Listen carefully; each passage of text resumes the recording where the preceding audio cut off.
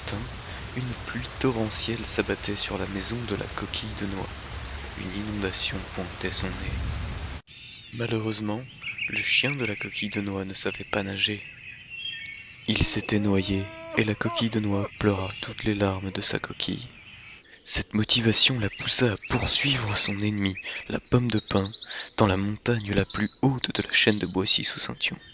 Elle regorgeait de sombres grottes humides, n'ayant jamais vu la moindre coquille de noix.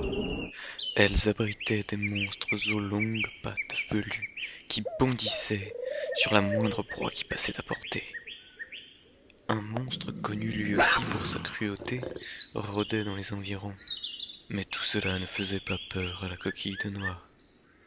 Elle s'engagea donc dans une ascension périlleuse, mais comme dit le proverbe, à nul cœur valant rien n'est possible.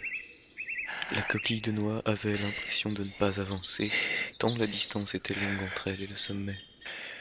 Il ne lui restait plus que quelques centaines de mètres à gravir pour espérer trouver son ennemi juré. La voilà maintenant au sommet, avec ses pentes abruptes, sa mousse géante et ses plaques blanches non identifiées. À peine arrivée, elle aperçut la pomme de pin en train de roupiller adossée à une branche. La coquille de noix s'approcha par la crête de la montagne sans que son ennemi ne sût douter de quoi que ce soit. Malheureusement, au moment de donner le coup fatal, la pomme de pin se réveilla. S'ensuivit une course-poursuite rocambolesque à travers les arbres les plus hauts du monde. Enfin, la coquille de noix l'avait bloqué au bout d'une branche et s'apprêtait à donner le coup de grâce en plein dans le pignon de la pomme de pin.